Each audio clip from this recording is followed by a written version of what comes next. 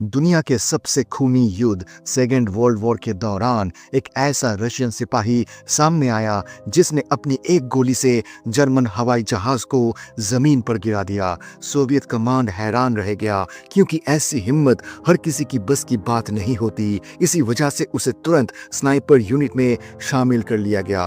Film का नाम है साइबेरियन स्नाइपर। वीडियो शुरू करने से पहले आपसे एक छोटी सी रिक्वेस्ट है, अगर आप इस चैनल पर नए हैं तो प्लीज चैनल को सब्सक्राइब कर दीजिए। तो चलिए शुरू करते हैं, लेकिन उससे पहले नमस्कार दोस्तों, मैं हूं सैम और यह है नो दी स्टोरी।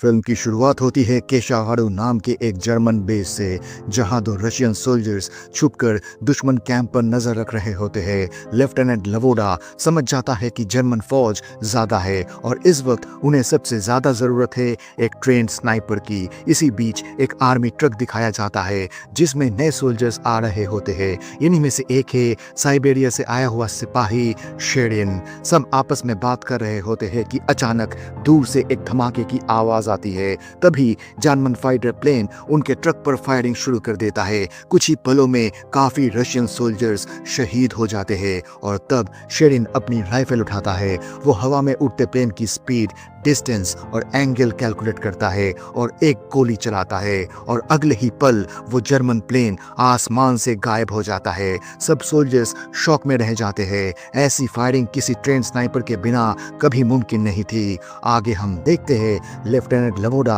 अपने कमांडिंग ऑफिसर को रिपोर्ट देता है। ज्यादातर ट्रूप्स मारे जा चुके हैं। उसे रीइंफोर्समेंट और एक स्नाइपर की सख्त जरूरत है। ऑफिसर मजबूरी जताता है, जंग चल रहा है, स्नाइपर भेजना आसान नहीं। लेकिन एक रिपोर्ट उनके पास है, किसी ने जर्मन प्लेन गिरा दिया है। थोड़ी देर बाद बेस पर सिर्फ 4 सोल्जर्स पहुंचते हैं, बाकी रास्ते में ही मारे गए। ऑफिसर पूछता है क्या इनमें कोई स्नाइपर है। इसी दौरान बंकर के अंदर एक रशियन सोल्जर निकोलाई गाना गा रहा होता है। गाना उनकी लोकल भाषा में होता है। शेरिन उसे सुनकर अंदर चला आता है क्योंकि वो भी उसी जगह से आया है। यही उसकी मुलाकात होती है निकोलाई और मिखाइल से। सर्जेंट उसे लेफ्टिनेंट लवोडा के सामने ले जाता है। लवोडा सीधा सवाल करता है, तुमने प्लेन कैसे गिराया। शेरिन शांत रहता है, कहता है मैंने जानबूझकर नहीं किया। लेकिन सर्जेंट बताता है कि प्लेन उसी की गोली से गिरा था। अब टेस्ट लिया जाता है। 3 टारगेट सेट किए जाते हैं। शेरिन को शूट करने को कहा जाता है। वो बिना झिझक तीनों टारगेट पर परफेक्ट शॉट लगाता है। लेफ्टिनेंट लवोडा को वही स्नाइपर मिल चुका होता है जिसका वो इंतजार कर रहा होता है। शेरिन को ऑफिशियली स्नाइपर बना दिया जाता है, लेकिन खुशी ज्यादा देर नहीं टिकती। अचानक जर्मन साइड से बमबारी शुरू हो जाती है।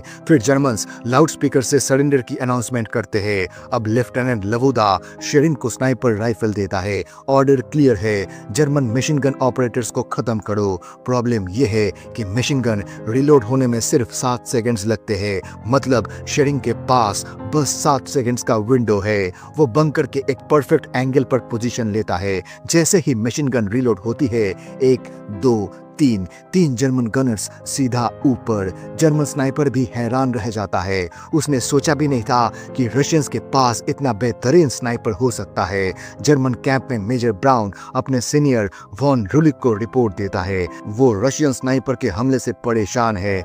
रुलिक पहले अंडर एस्टिमेट करता है, रशियंस कमजोर है, लेकिन अब उन्हें समझ आ गया है कि सामने कोई ट्रेंड स्नाइपर है। अब आगे इंफॉर्मेशन मिलती है कि एक प्रोफेशनल जर्मन स्नाइपर कहीं छुपा है। नाम है स्क्लर्ड्स। प्लान बनाया जाता है, एक soldier Ivanov machine gun fire करेगा ताकि जर्मन स्नाइपर अपनी पोजीशन रिवील करे। तब शेरिन उसे निशाना बनाएगा। जाने से पहले लेफ्टिनेंट लवोडा शेरिन से कहता है मिशन कंप्लीट करके वापस आना। दूसरी तरफ स्लर्ड्स भी रशियंस पर नजर रखता है। वो अपनी पोजीशन चेंज करता है और ऑर्डर मिलता है कि बिना वजह फायरिंग नहीं करनी। मिशन शुरू होता है। इवानोव मशीन गन से फायर करता है। जर्मन स्नाइपर तुरंत फायर करता है। इवानोव गोली लगने से गिरता है, लेकिन हेलमेट की वजह से बच जाता है। अब शेरिन को उसका पोजीशन मिल चुका है। वो दूसरा सिपाही गुड़ियानोव से कहता है निशाना लगाओ। गुड़ियानोव शॉट लेता है, लेकिन मिस हो जाता है। अब जर्मन स्नाइपर दूर पड़े कुछ कपड़ों को रशियन सोल्जर समझकर फायरिंग करता है। बस वही गलती। शेरिन फिर से उसका लोकेशन पता कर लेता है और गोली चलाता है, लेकिन स्लड्स हेलमेट की वजह से बचकर भागता है। अब दोनों आमने सामने। एक खतरनाक हाथापाई शुरू होती है। आखिरकार शेरिन अपनी ट्रेनिंग और हिम्मत से स्लड्स को काबू कर लेता है। मिशन सक्सेसफुल होता है। अब शेरिन उसे जिंदा पकड़कर बंकर तक ले आता है। सोवियत सोल्जर्स उस जर्मन स्नाइपर को देखकर खुश भी होते हैं और हैरान भी, क्योंकि ये उनके लिए एक बड़ा टैक्टिकल फायदा हो सकता था। बंकर के अंदर पूछताछ शुरू होती है। मौत के डर से जर्मन सिपाही सब कुछ बोल देता है। Artillery positions, heavy weapons, tanks, सब कुछ। और फिर वो एक नाम लेता है, स्लड्स। एक प्रोफेशनल शार्प शूटर, एक ऐसा स्नाइपर जो अगर टारगेट ले ले तो कोई नहीं बचता। इसका मतलब कि ये स्नाइपर स्लड्स नहीं बल्कि दूसरा जर्मन स्नाइपर है। स्लड्स अभी भी जिंदा है। ये सुनते ही ऑफिसर्स सीरियस हो जाते हैं, लेकिन साथ ही पूरी यूनिट शेरिन पर गर्व महसूस करती है। अगली सुबह लेफ्टिनेंट लवोदा शेरिन को एक नया मिशन देता है। स्काउट ग्रुप को जर्मन लाइन क्रॉस करनी है और उनके साथ स्नाइपर सपोर्ट के लिए शेरिन भी जाएगा। निकलने से पहले शेरिन अपनी घड़ी मांगता है जो लवोदा के पास है। लवोदा कहता है मिशन से वापस आकर खुद ले लेना। इसका मतलब है कि उसे जिंदा लौटना ही है। रात के अंधेरे में टीम रवाना होती है। घास और जंगल के बीच से वो आगे बढ़ते हैं। मुश्किल से दुश्मन की लाइन क्रॉस करते हैं और सुबह एक नदी के पास पहुंचते हैं। सर्जेंट ऑर्डर देता है शेरिन कवर देगा। जैसे ही स्काउट्स आगे बढ़ता है अचानक एक गोली चलती है। एक सोल्जर गिर जाता है। वो था स्लड्स। अगले कुछ पलों में स्लड्स अपनी राइफल से लगभग पूरी रशियन टीम को खत्म कर देता है। सिर्फ शेरिन बचता है। अब दो स्नाइपर्स का लड़ाई शुरू होता है। स्लड्स शेरिन की पोजीशन गेस करता है। शेरिन समझ जाता है कि अगला गोली उसकी हो सकती है। वो एक छोटा सा आईना इस्तेमाल करता है ताकि बिना बाहर आए वो एंगल देख सके और फिर एक गोली चलाता है। स्लड्स को गोली लगती है। शेरिन तुरंत आगे बढ़ता है, लेकिन तभी एक लैंडमाइन ब्लास्ट होती है। वो जख्मी हो जाता है और जर्मन सोल्जर्स उसे पकड़ लेते हैं। जर्मन कैंप में उसे ऑफिसर वॉन रुलिक के सामने बिठाया जाता है। रुलिक एक डील ऑफर करता है, हमारे मेहमान बन जाओ, अच्छा खाना मिलेगा, बस एक स्टेटमेंट पढ़ो जिसमें लिखा हो कि तुम्हें जर्मनी में सब ठीक मिल रहा है और रशियन सोल्जर सरेंडर कर दे। शेरिन सब समझ जाता है। वो कहता है कि वो अपनी लोकल लैंग्वेज में बोलना चाहता है। जर्मन्स मान जाते हैं, लेकिन शेरिन रेडियो पर अपनी साइबेरियन बोली में सीक्रेट मैसेज भेजता है। वो बता रहा होता है कि जर्मन्स के पास कितनी आर्टिलरी है, कितनी टैंक्स है और किस डायरेक्शन से हमला होगा। लेकिन जर्मन ऑफिसर्स को शक होता है। वो उसे एक अंधेरे कमरे में बंद कर देते हैं। दूसरी तरफ निकोलाई रेडियो पर वो मैसेज सुनता है,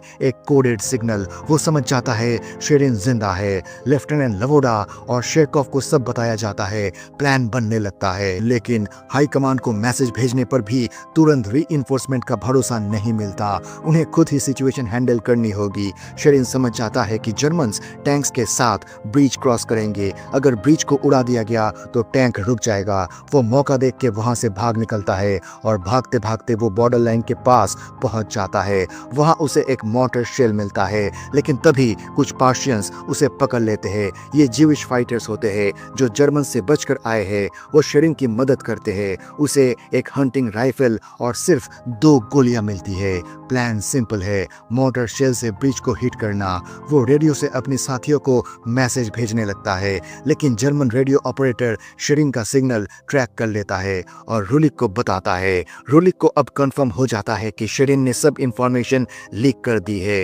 वो स्लड्स को दोबारा भेजता है, मिशन क्लियर है, शेरिन को खत्म करो और इनाम आयरन क्रॉस मेडल। स्लड्स जानता है रशियंस ब्रिज और नदी की तरफ जरूर आएंगे। अब जर्मन आर्टिलरी रशियन पोजीशंस पर टूट पड़ती है। मशीन गन्स उन्हें आगे बढ़ने नहीं देती। बहुत सारे रशियन सोल्जर्स शहीद हो जाते हैं। स्नाइपर गुरियानोव कुछ जर्मन्स को मारते हैं, लेकिन मशीन गन सबसे बड़ा खतरा है। इसी बीच जब मशीन गन रिलोड होती है, रशियंस आगे बढ़कर हमला कर देते हैं। उधर जंगल में शेरिन ब्रिज के पास पोजीशन ले चुका होता है। मोटर शेल को सेट कर दिया जाता है। जर्मन टैंक्स ब्रिज की तरफ बढ़ रहे हैं। शेरिन शॉट लेता है, लेकिन पहली गोली टारगेट मिस कर देती है। इस फायरिंग की आवाज स्लड्स तक पहुंचती है। वो आता है, एक बॉडी देखकर समझता है कि शेरिन वही है। वो गोली चलाता है, लेकिन वो एक ट्रैप था। जैसे ही स्लड्स कंफर्म करने आगे बढ़ता है, तभी शेरिन उसके सर पर गोली मारता है और उसे खत्म कर देता है। अब शेरिन उसका राइफल उठाता है।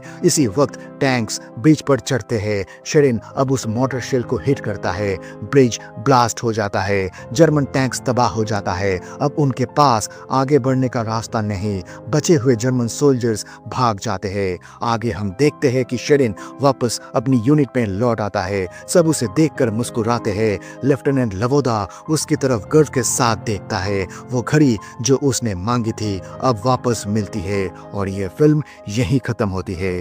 अब एक सवाल आपसे, अगर आप शेरिन की जगह होते, सिर्फ 2 बुलेट के साथ, क्या आप ब्रिज उड़ाने का रिस्क लेते या अपनी जान बचाकर वापस लौट आते? कमेंट करके जरूर बताइए, आप होते तो क्या करते। और हाँ, अगर आपको लगता है कि शेरिन एक रियल हीरो था तो सल्यूट टू शेरिन लिखना मत भूलना।